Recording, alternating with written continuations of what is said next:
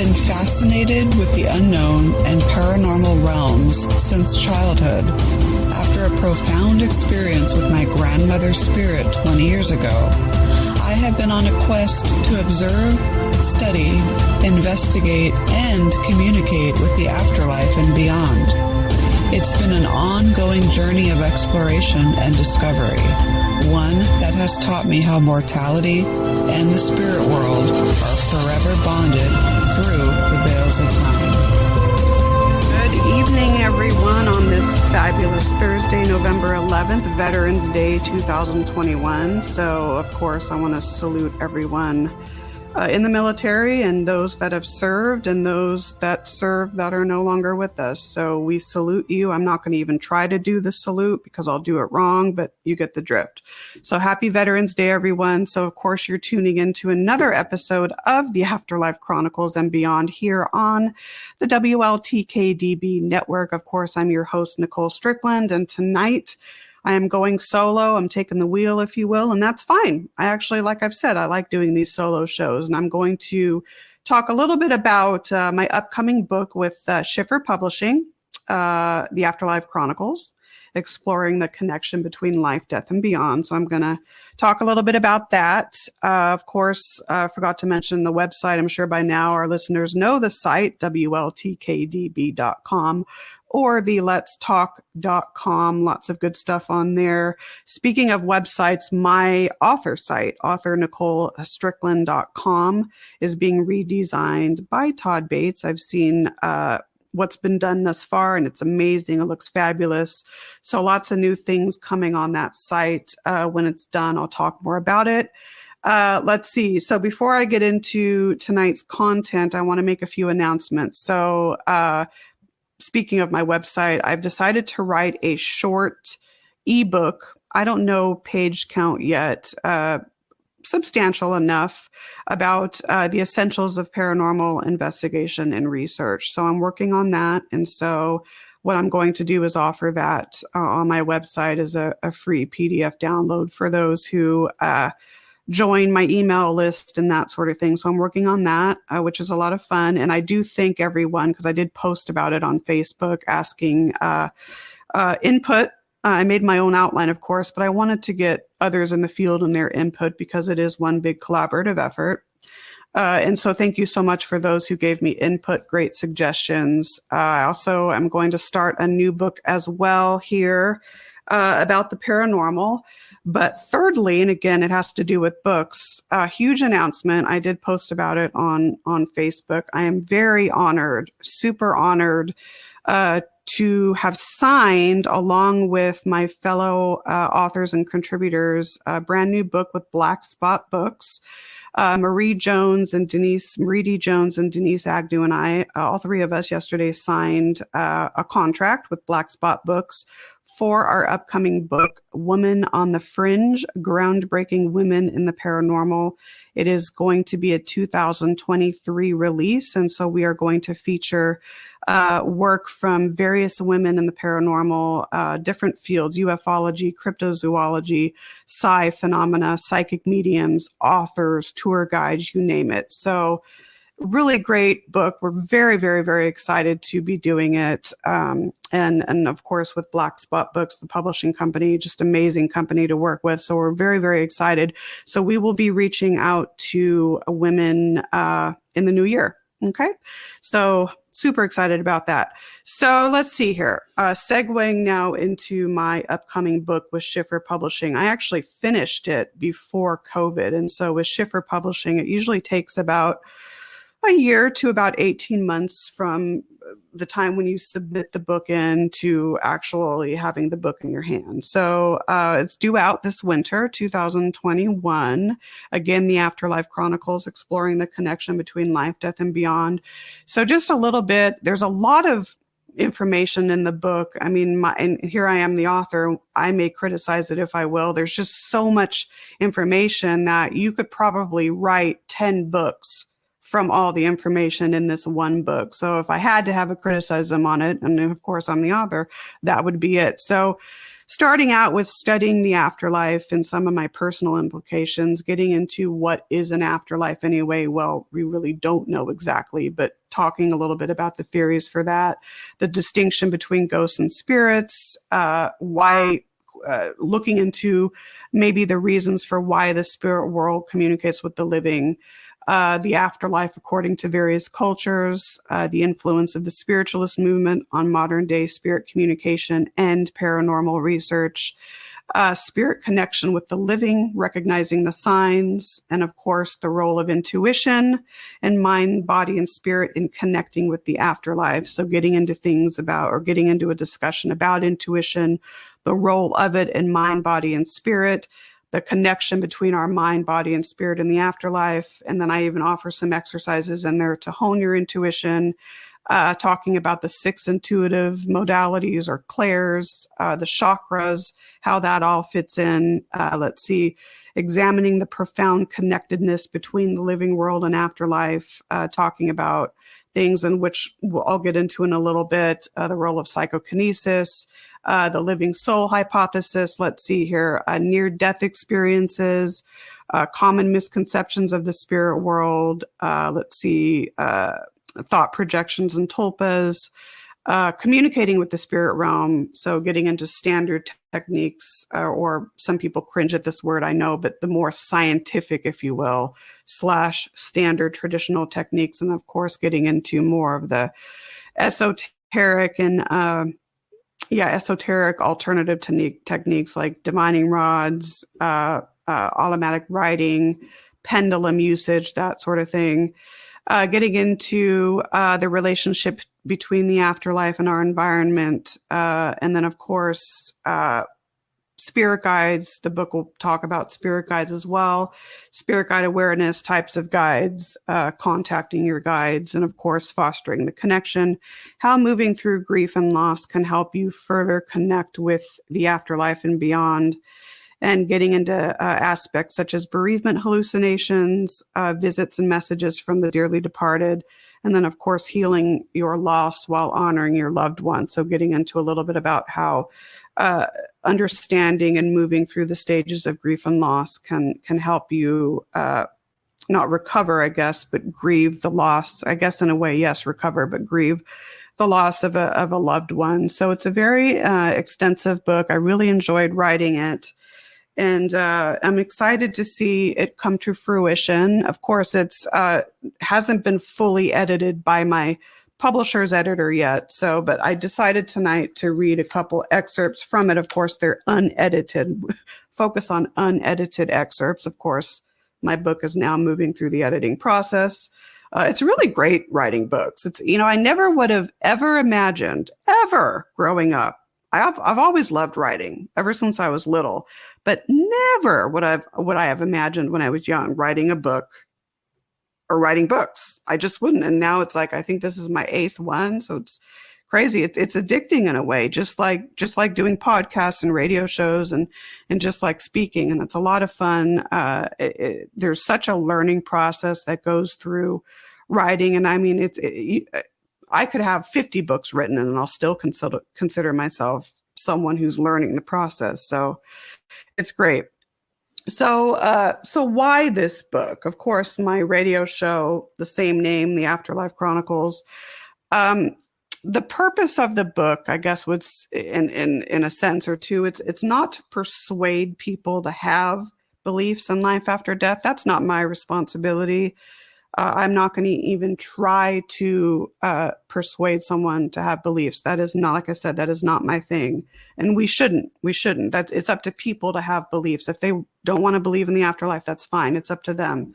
So it's meant to open your heart to the possibilities that exist when we pass from our physical bodies to the afterlife. And I believe wholeheartedly that our soul, everyone has a soul, is able to separate from the physical organ systems of the body when it ceases to function and move on into the cosmos, move on into the universe and evolve. That is my belief. I believe that wholeheartedly.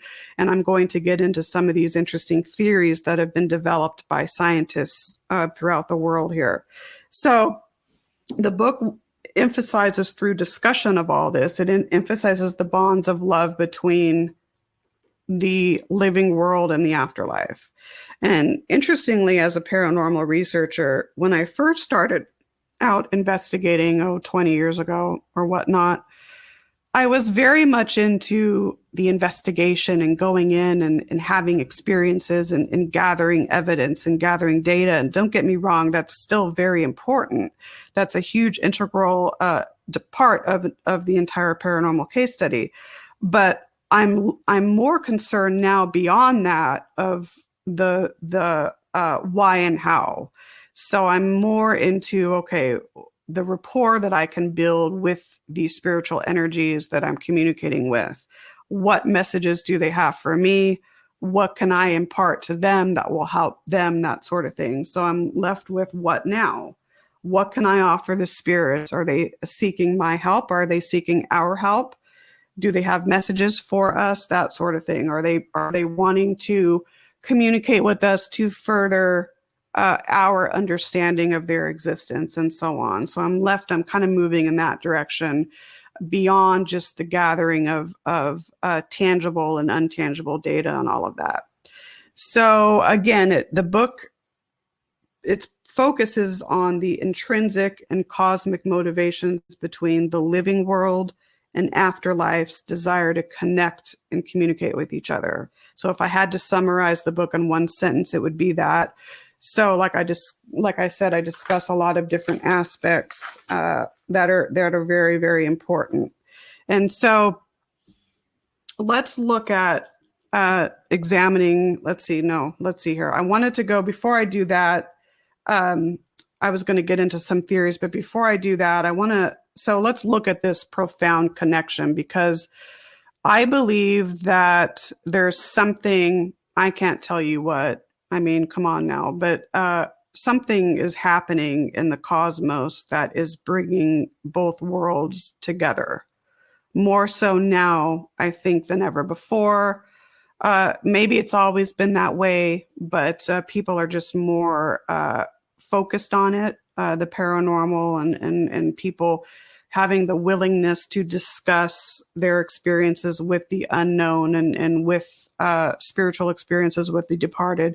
It's not so hush hush anymore. People are more open and welcome to talk about it. So I think that that's influencing it. But one thing I want to make clear is that, love is something that's eternal. So when whether it's our dad or our mom or a friend or a coworker or a pet, when someone passes on that we dearly love, knowing that the love and connection that we have between ourselves and that person, that's eternal. That is going to exist no matter what. Death can't destroy that. So we have these bonding connections that we have with our loved ones, and those remain and will never, ever, ever be broken when death comes knocking at the door. And that's a concept that's helped me a lot. I will say that my wire here, my goodness, I have my sunglasses still on and it's nighttime, my goodness. Anyways, this is a concept that has helped me, especially in the last 20 years being involved in the paranormal. It's really helped me move through the stages of grief and deal with death. It's still a very, very hard concept, but somehow working in the paranormal field, it allows me to understand it more and accept that it is someone's rite of passage, if that makes sense. So the profound connectedness, those physically gone remain with us in our shared memories, but it's how this phenomenon happens that continues to remain elusive. So I often think outside of the box. And so I think of questions like, okay, so is the interest in studying and communicating with the afterlife and the other side the result of society's focus on the afterlife and the paranormal? Or is there some sort of inevitable cosmic shift acting as the liaison between the living and the afterlife and even other unknown realms desire to connect? These are questions that I think about often. So there's something out there that is creating this often parallel relationship between both worlds. I mean, nowadays, There's so many challenges our world is facing, our world itself, our planet on a planetary level, but on a societal level, there are, people are hurting each other. There's lots of turmoil. We're in the midst of a pandemic. And if people think that COVID-19 is just about a pandemic, I kind of beg to differ on that. You have to look outside the box. What is the greater picture that COVID-19 is trying to tell us, right? Think about that. So it's like our society is starving for this homeostasis, right? And so there's all these challenges. And I do think, and I do believe in many ways that the spirit realm and those dwelling within it know a lot. The soul evolves and goes through maturity when it evolves into the spirit realm. So those dwelling in the afterlife in the spirit realm, especially those highly evolved, I do believe have messages and information that can help us on this mortal realm, if that makes sense. So I believe the spirit realm, has evolved to a greater consciousness and knows the secrets to the universe. So in maybe not directly, but indirectly is trying to help us with us, when I mean us, the living realm, with many of its problems and challenges. So does the spirit realm have the answers to our mortal problems? I don't know. This, like I said, could be one of the reasons why there's this drastic increase in encounters and people having more of a willingness to discuss these encounters. And then along with that, more and more people are wanting to become more attuned to their higher selves, realizing that by reaching that higher vibration that we all have, these profound life-changing experiences can happen, including encountering the afterlife and its messages. So I want to read this quote here, and I actually found it. It's by the authors of the book, The Afterlife Experiments, and it kind of, in a way, sums up my beliefs and what I'm trying to say in this book. So they say, the authors of the Afterlife Experiments, they say this. They say, if the living soul hypothesis is true, and we develop our abilities to hear what the dead have to say to us, perhaps human deceit might come to an end. It's possible that we could enter a new era of human caring that Linda and I call integrity love. We would be strongly encouraged, to put it mildly, to take responsibility for our actions, openly look to the deceased for everyday guidance.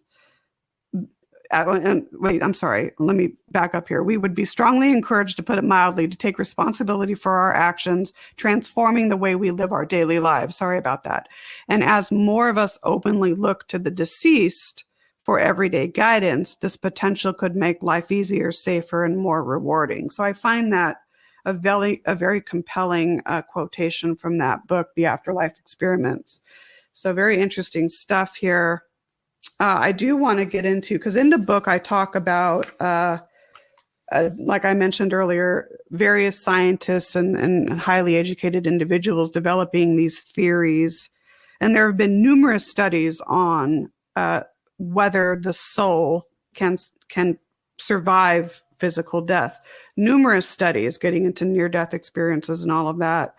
But along with these studies, you have all of these theories too. And when I did research for the book, my mind and my eyes were just like widely open. It's amazing what some of these theories suggest. And when you look at it and you think about it from a kind of a critical level, it makes total sense. But you know what? I'm looking at the time right now. Let's go ahead and take our first break. And then when we come back, I'll kind of get into these theories about the soul surviving physical death. So you are tuning into the Afterlife Chronicles here on the WLTKDB network. I'm your host, Nicole Strickland, and we will be right back.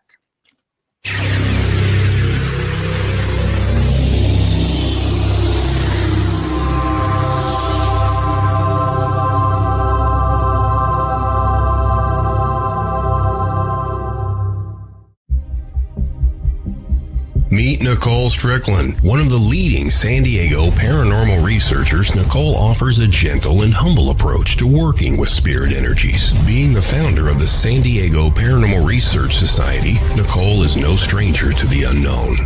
Due to Nicole's vast knowledge of the paranormal, she is widely sought after for speaking engagements on topics like Children of the Paranormal, Paranormal Investigation 101 and 102, History of Spiritualism, and more. Not only does Nicole research the afterlife, but also writes about it, and is the author of several books pertaining to the paranormal and its history. Nicole has appeared on television shows like My Ghost Story, Travel Channel's Famously Afraid, Good Morning San Diego, and more. Have a conference or event coming up? Contact Nicole on her website, authornicolestrickland.com. That's authornicolestrickland.com.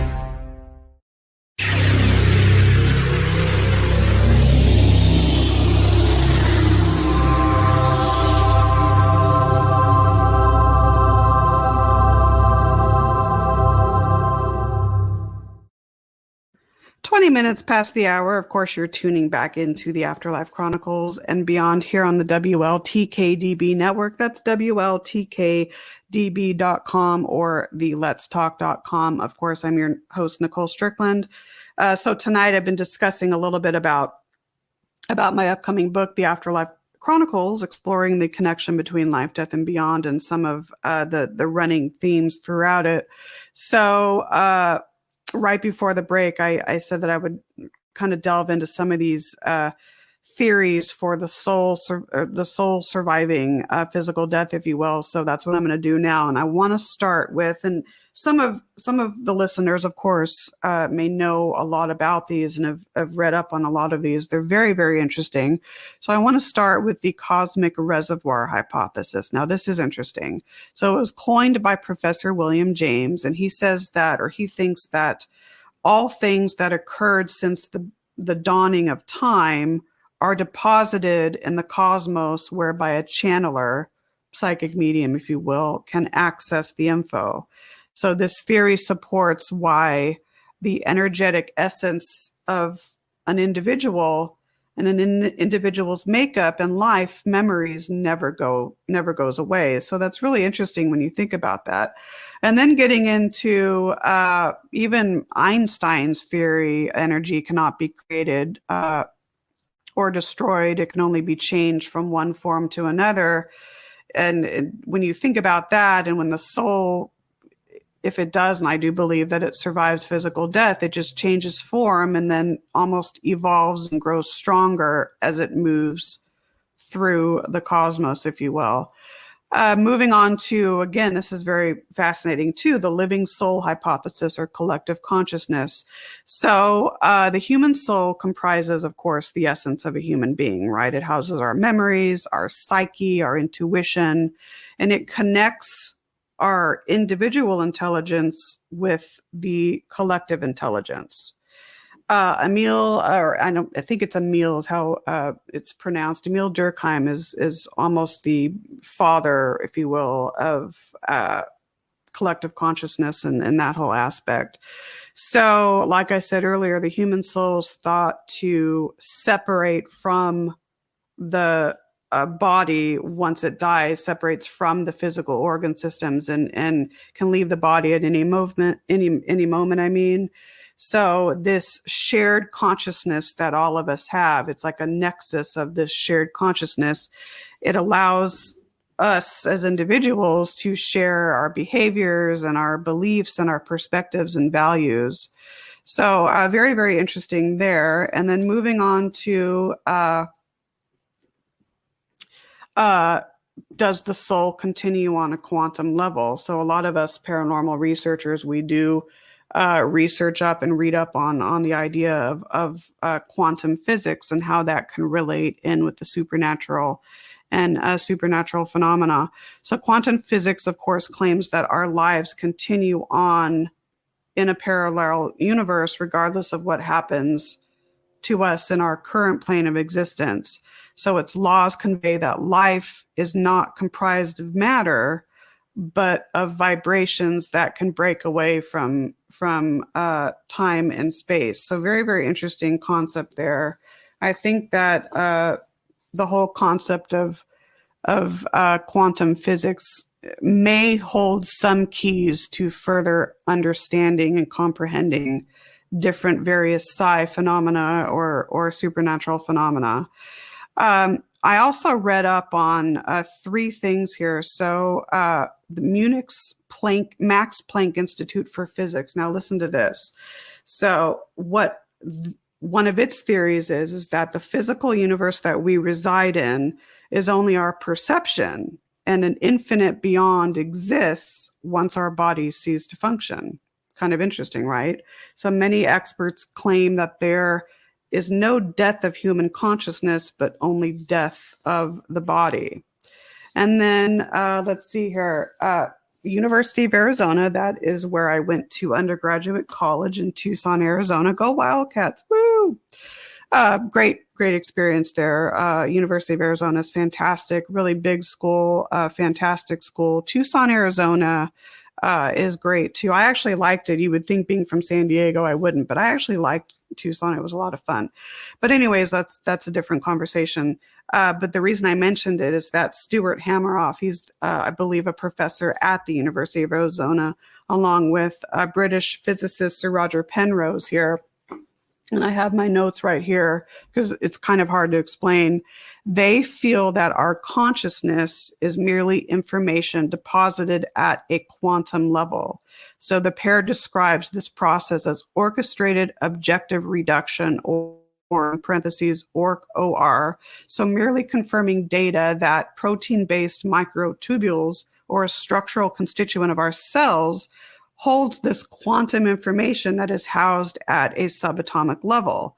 So the material within these microtubules cannot be destroyed once someone is beyond the threshold of death. Instead, it dispenses out into the universe. So I'm quoting him right now. He says, if they're not revived, if a person is not revived and the patient dies, it's possible that this quantum information can exist outside the body, perhaps indefinitely as a soul. So very, very interesting concepts. Again, lots of studies are going on about the soul surviving physical death. Numerous studies, near-death experience studies all throughout the world. I'll cite a couple here in a few minutes.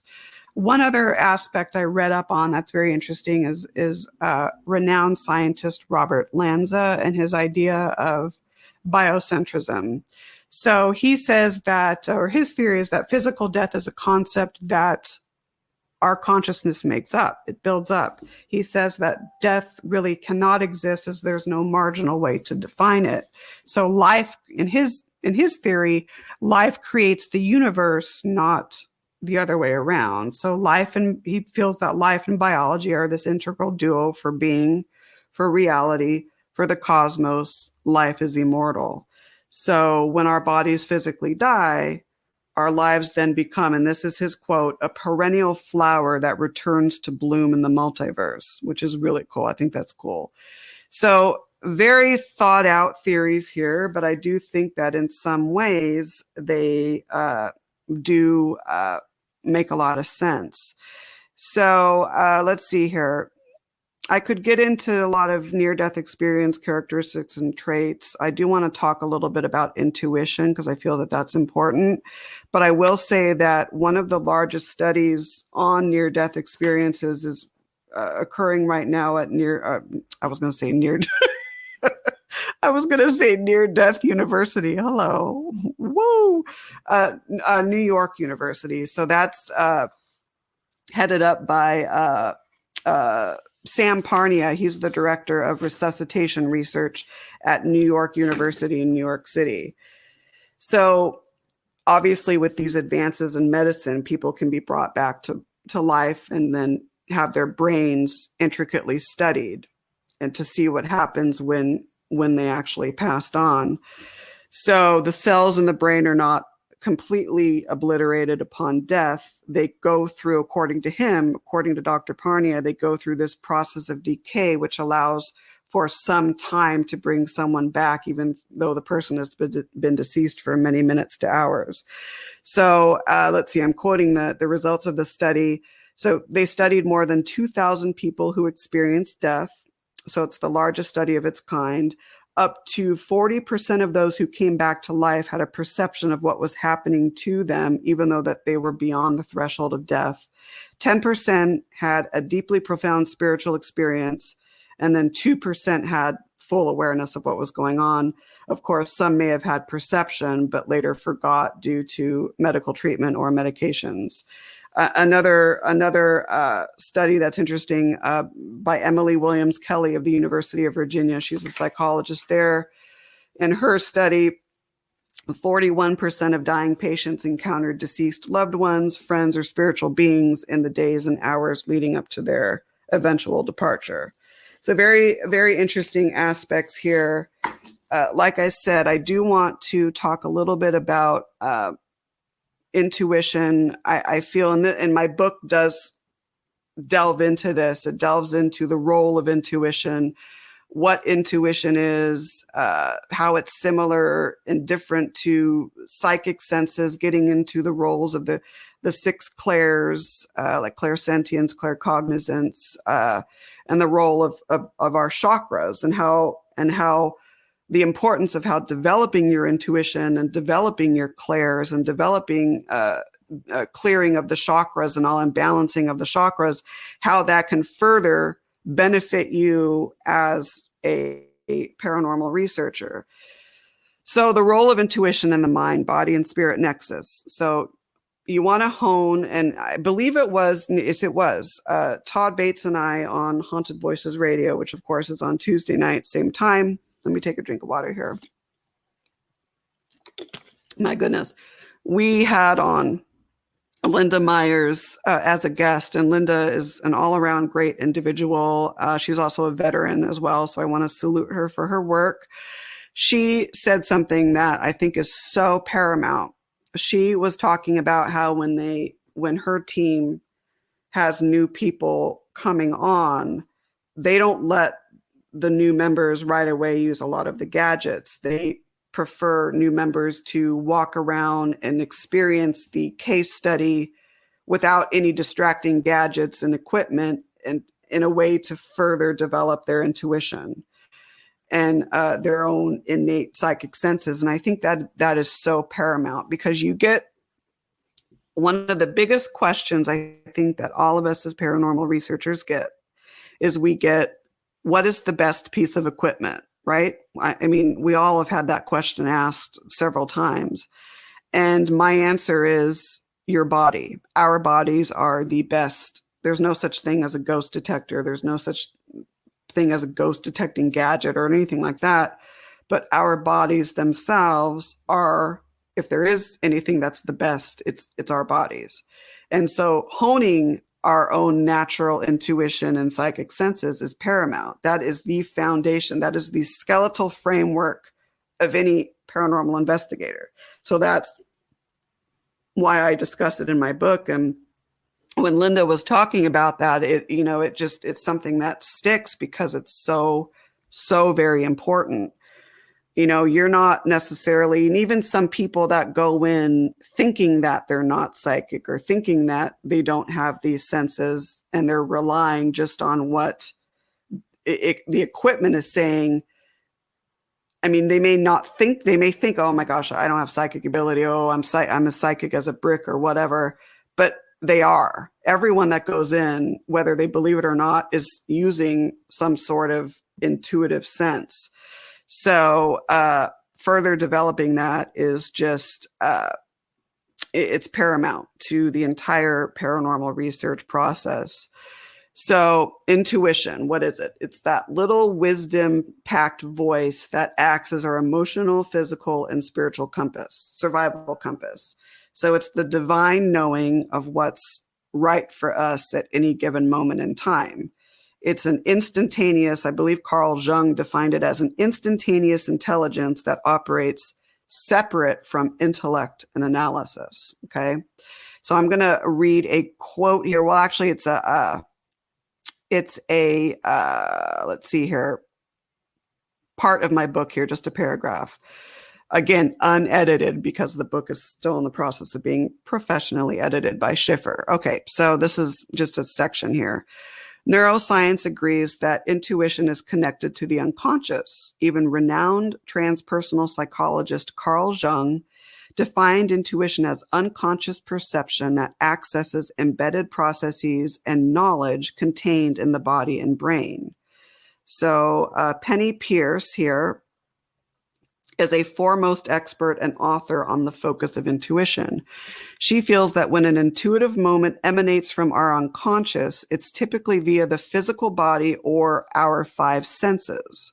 She also believes that when our innate perception surfaces from our higher selves, it is usually experienced like a major all-knowing epiphany or a genuine rush of global awareness. I'm sure we all can relate to that, and we can all think about times when we've had that. We've all had gut feelings at times which suggest for us to do or not to do something. These intuitive hunches appear quickly without any apparent reasoning. Through experience, we've found that these internal premonitory voices will continue to scream at us even if we ignore their signals. Intuition typically rears its head through impressions, metaphors, and symbols. Practicing the incorporation of intuition in your daily life involves gathering what it is that it's telling you and then interpreting its messages. It takes courage and diligence on your part in desiring to make sense of what an intuitive moment is trying to assist you with, as it doesn't operate in a literal fashion. Okay, so just a little section there from my book. So it's the art of acknowledging and practicing intuition in daily life. That's such a needed prerequisite to the balancing of our mind, body, and spirit. And having that balance of mind, body, and spirit obviously can help us on so many levels during spirit communication, on a paranormal case study, even when dealing with the grief that comes from someone we love passing on. So it's integrating our innate perceptive compass in all aspects of our life. And that gives us a greater knowledge of the connection between the mind, body, and spirit nexus. So interesting. And oh my gosh, I'm probably going to butcher this individual's name, but hopefully not. So a philosopher named Descartes, I think it's Descartes or Descartes, propagated the notion of mind-body dualism in the 1600s. Now, this is interesting. He suggested that the mind and body are separate units. That's what he said. This belief further influenced religion and medicine, but to this day, many physicians and medical personnel practice allopathic medicine, which is basically treating the body in parts as opposed to the whole. You go to a cardiologist, they treat your heart. You go to a pulmonologist, they're going to look at your lungs, that sort of thing. But I think we're seeing a shift in that. And even with medical personnel and doctors and modern society is starting to shift and veer from that tendency that the mind and body are separate.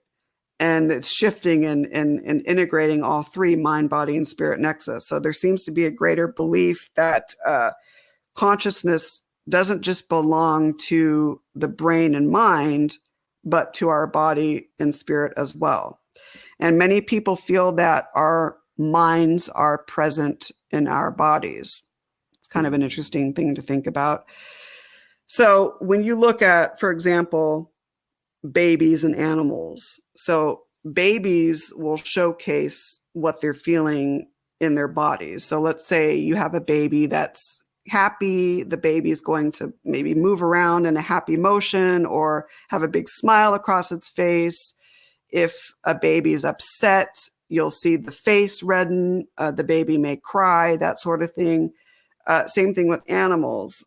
So for example, with cats, or dogs, for example, dog owners know this. So when you go to work all day, 8 to 5, you come home 5:30 or 6 p.m., the dog is exhibiting this physical excitement over you being back. Cats, for example, when they are fearful, let's say they hear a noise from outside, physically you're going to be able to sense through what they're doing with their ears will go back. They may run under the bed, that sort of thing. So very, very interesting here. Let's see. This is interesting too, and I'm going to read this. So Bruce Lipton, he's a PhD. He's a renowned cell biologist. He equates our body's cells to small people. So a cell's ecosystem is influenced by nutrients, toxins, and an individual's perceptions. They are in constant communication with each other through photons of light and the human energy field just outside the body. As such, they comprehend the energy from this layer and justly respond. Our cells endure the same emotions that we do via energy vibrations and body chemistry alterations. Just as each individual operates independently and as a member of society, so too do our cells.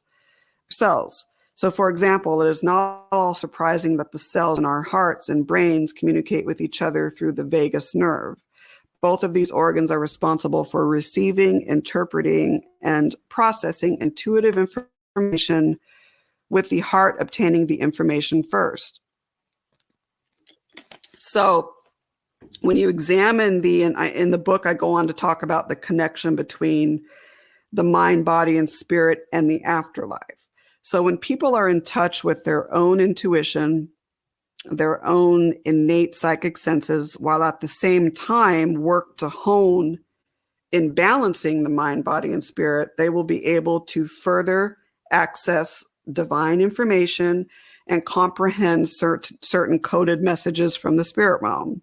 So what this does is it creates a more profound rapport between the mortal world and the afterlife. So you have these energy fields that make up the unique individuals that we are. There are forces that exist to make up the mind, body, and spirit. When we die, those forces that what I meant to say is those forces that make up the mind, body, and spirit. Geez, I'm going like this with my hands tonight. You know, I'm Italian, and Italians just do that. I don't know what it is. It's hilarious. But I think it's called gesticulation. Oh my gosh, hello. My hands are like telling a story here. Anyways, so the forces that exist with mind, body, and spirit, they dispense out into the universe and that sort of thing. So our cells hold memories, whether dead or alive. So through the memories, a spirit may continue to experience a health issue. And when you think about that, and assuming this is true, think about times when you've gone into a paranormal case study, whether it's a private residence or a historic site, and you may all of a sudden get a piercing pain in your chest, or you may be getting some sort of ache in your leg that's not you, but you're sensing what an earthbound or a spirit may have gone through physically. So when you sense that, it could relate to this, that, you know, these cells hold memories, whether dead or alive. And it's through these memories that spirits may continue to experience these health issues and or have the ability to pass on to us mortals what they experienced in life. So whether it be, let's say, for example, at the Rancho Buena Vista Adobe, there's an entity there that we feel may have been shot in the chest. And a lot of people go into this certain room and they feel this piercing pressure in their chest or pain in their chest. So very, very, very interesting concepts. So it could be through this that energies can relay certain physical signs and symptoms that they had when alive to the living. So, and this, of course, all equates to previous and past lives as well, and how the core of our individual being evolves through each life we live. So I think I'm looking at the time. We do need to take a second break. It's a few minutes early, but I'm going to take it. When we come back, I want to offer a little meditation, a symbol meditation exercise. And by the way, I do, in the chapter talking about this mind, body, and spirit and the role it plays in the afterlife, I do offer exercises to hone your intuition as well. So we're going to take our second break here. You're, of course, tuning into the Afterlife Chronicles. Of course, I'm your host, Nicole Strickland. And when we come back, I'll get into a very cool little symbol meditation exercise. So stay tuned, guys.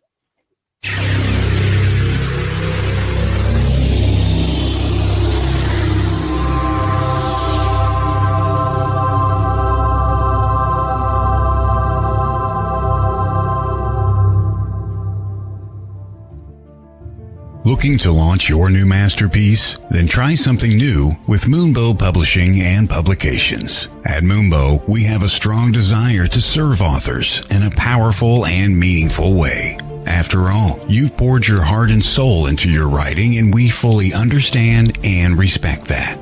Remember this. You will own the copyright to your work. You will have the final say on your work before published. Even after all of that, we've saved the best for last. We won't take a percentage sold. Nope, not a penny. Excited about MoonbowPublications.com yet? We thought so. Take advantage of our company's services like book editing, formatting, and covers, publishing, and photography. Moonbow Publishing and Publications has everything you're looking for in a company. Remember, we will not keep any commissions. We are a boutique publishing company focusing on spiritual, health and wellness, and personal growth genres. So come and see what we can do for you at MoonbowPublications.com. That's MoonbowPublications.com. Moonbow Publications, a new kind of publishing company.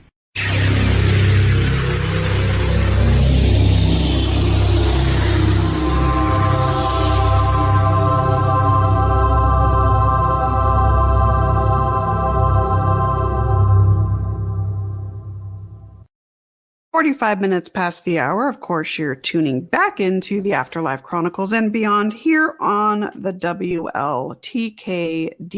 network, WLTKDB.com. Of course, I'm Nicole Strickland, and I'm looking through some of the comments here. I have to get better at cycling through the comments while I'm doing the show, but I want to say hello to Linda Myers is in there, Mikey Rosario. Let's see, who else? Michael Lasciana. Yeah, a few others. I think my mom's in there somewhere. So great to see you guys. I admire your work as well. Very good researchers in the comments. So let's see here. So an individual symbol meditation, because our intuition often works through symbols. They've been incorporated for thousands of years. They have been utilized for art, psychology, prayer, religious or non-religious rituals, business and health, you name it. There are many examples of symbols and their attached meanings. So the following exercise is actually an adaptation of Pierce's personal symbol meditation, as highlighted in Dr. Kate Howell's article, Developing Intuition, an in-depth guide to accessing and decoding the language of your soul. I love that, language of your soul. So in the exercise, it requests you to get in a comfortable, peaceful position and close your eyes. And let me back up a little bit.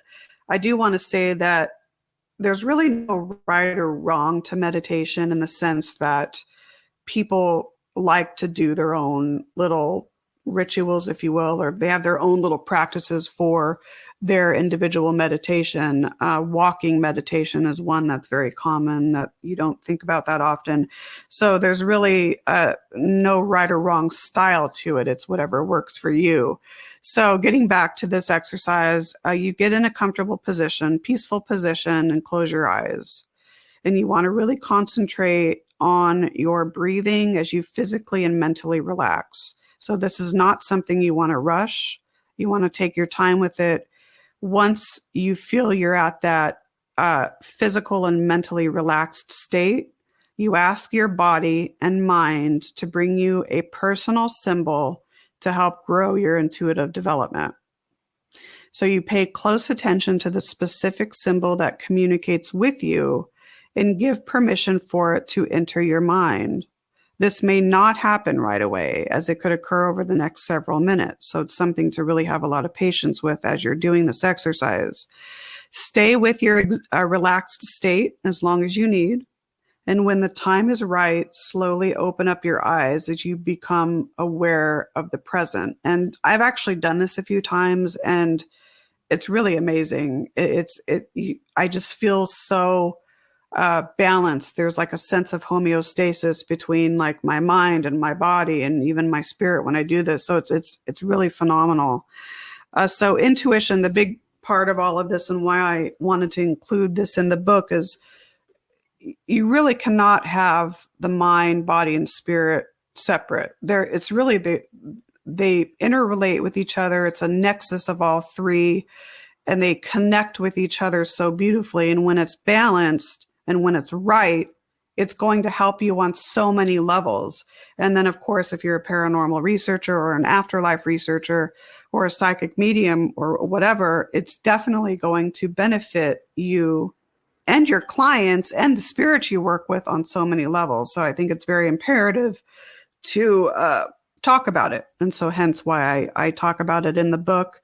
And again, going back to Linda Myers, who's in chat, her discussion of, and I'm going to repeat it because it's so paramount, having people that are even veterans in the field, but having new investigators that join a team, having them first get adopted to their intuition and getting comfortable with that, and then moving them on into working with the gadgets and different methodologies like EVP and spirit photography, what have you. That's so important. Okay.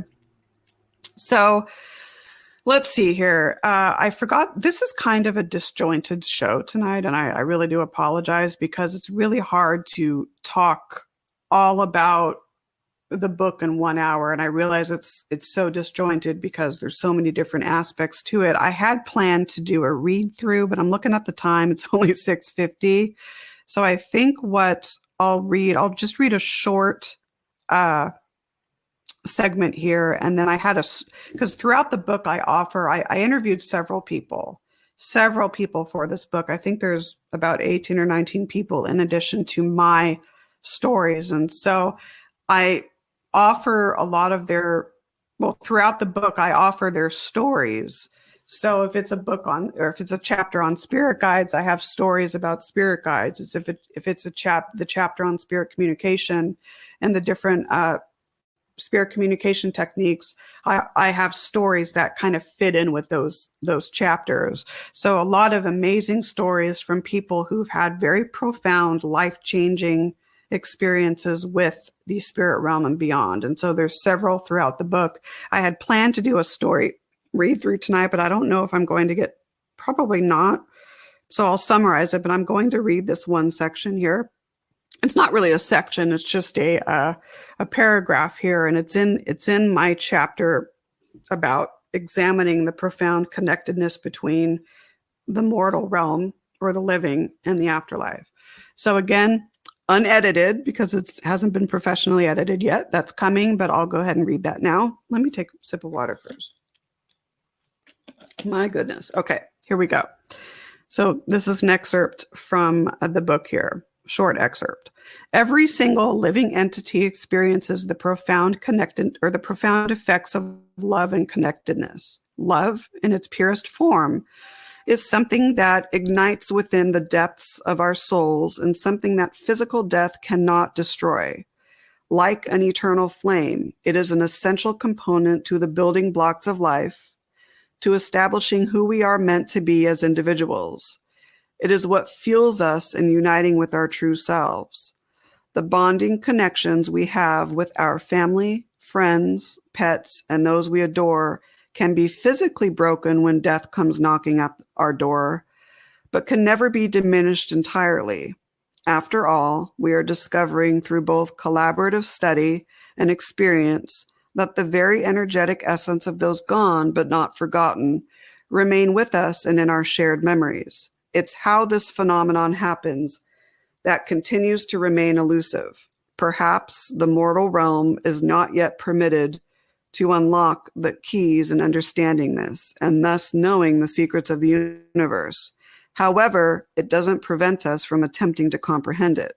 Whatever the case, there is a beautiful connectedness between the afterlife and mortality, which deserves much needed exploration.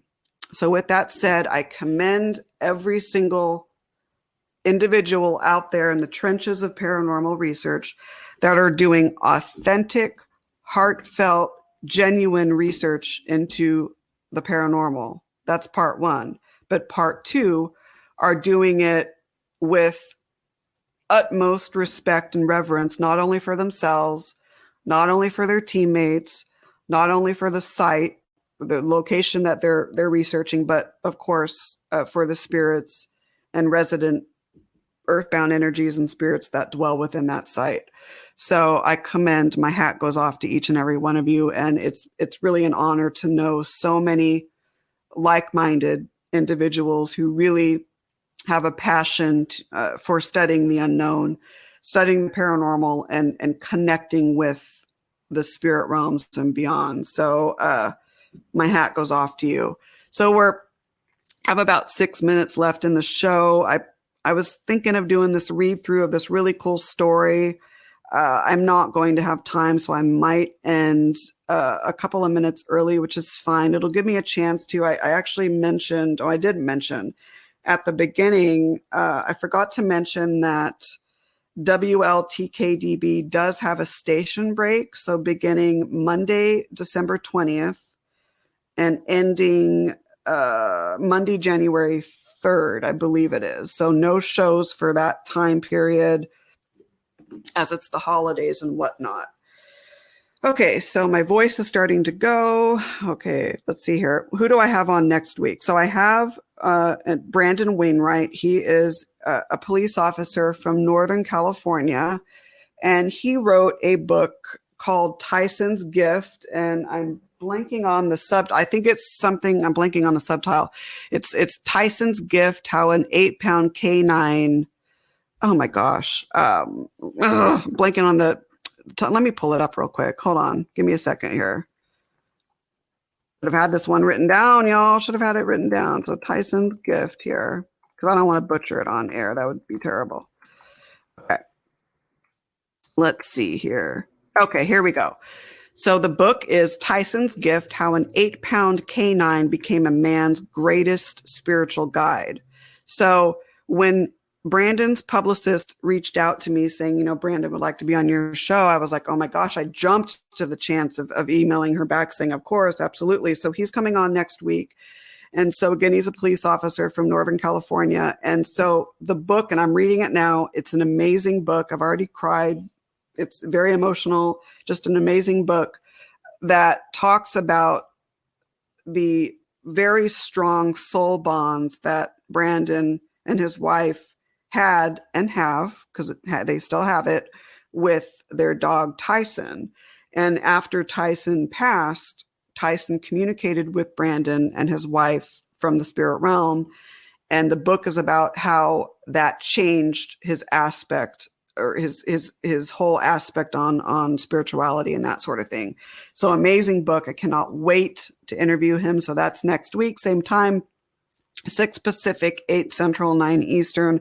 Of course, Thanksgiving is on Thursday, November 25th, so I won't have a show that night. And then, of course, Thursday, December 2nd, Seth, Michael, and Tristan David Luciati are on board for that day as well. Let's see. Trying to fill in time here. Next week on Haunted Voices Radio, we have Cheryl Carter as well. So she wrote a book too. I'm blanking on the title right now, but it's a very interesting book here, and we're going to talk to her about that. Lots of great guests coming up. So I'm just kind of rambling on here for the last 3 minutes. I think it's time to end. I think this is a good part to end. So I want to thank you guys for tuning in tonight. I do apologize for being a little bit disjointed, but that's just the way the ball rolled tonight. So hope you have a great night. Hope you have a great weekend, and we will see you next week. Good night, guys.